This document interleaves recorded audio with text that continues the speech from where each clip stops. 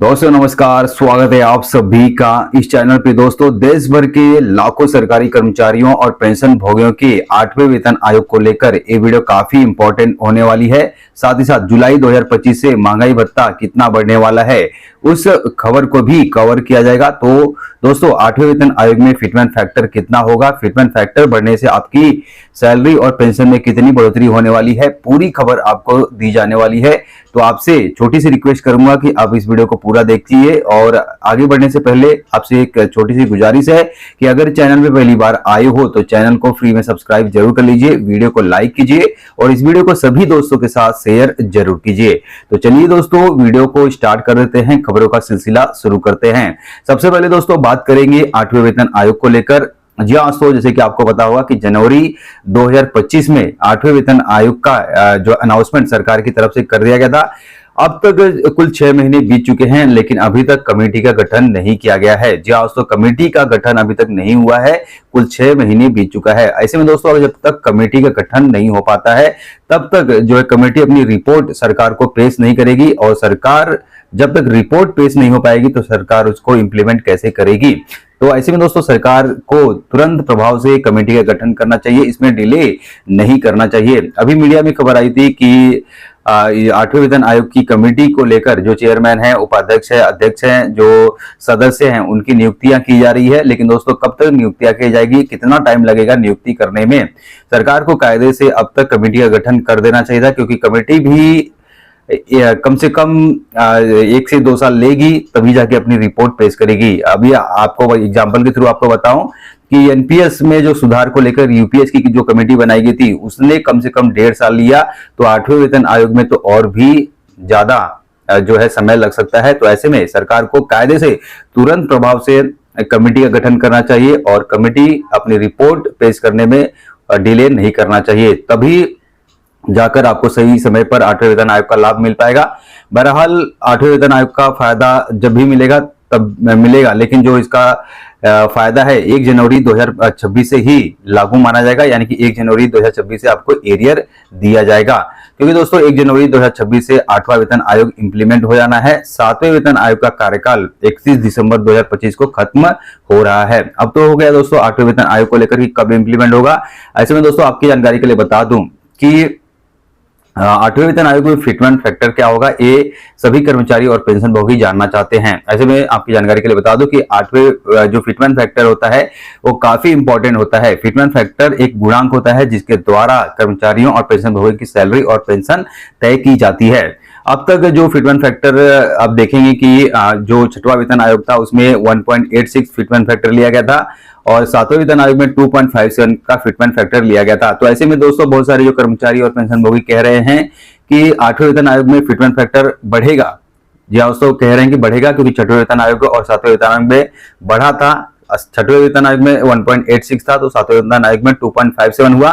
तो 8वें वेतन आयोग में भी कह रहे हैं कि 8वें वेतन आयोग में फिटमेंट फैक्टर बढ़ेगा। लेकिन दोस्तों, आपको मैं झूठी जो है तसल्ली नहीं दूंगा, 8वें वेतन आयोग में फिटमेंट फैक्टर घटेगा। 1.92 फिटमेंट फैक्टर से लेकर 2.50 के बीच में ही आपका फिटमेंट फैक्टर रहने वाला है। आपको झूठी तसल्ली देकर मेरा कोई भी फायदा नहीं है। तो दोस्तों, समझ में आया कि जो सोशल मीडिया में दिन रात खबरें चलाई जा रही है कि फिटमेंट फैक्टर 2.86 होगा, 3.68 होगा, इस प्रकार की खबरें जो चलाई जा रही है पूरी तरह से फेक है, बेसलेस खबर है।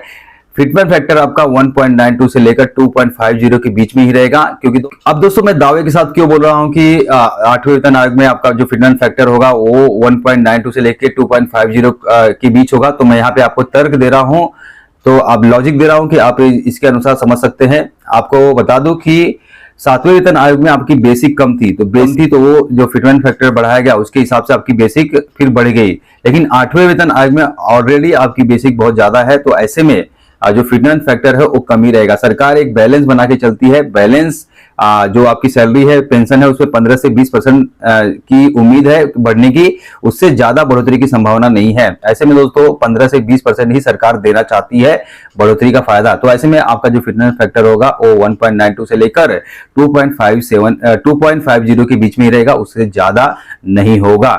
अब दोस्तों हो गया फिटमेंट फैक्टर की बात। अब दोस्तों आपकी सैलरी और पेंशन में कितनी बढ़ोतरी होगी, तो इसके लिए दोस्तों मैंने एक कैलकुलेटर बनाया है, तो आप उस कैलकुलेटर को चेकआउट कर सकते हैं और उसमें आपको केवल अपनी बेसिक पे डालनी है करंट की।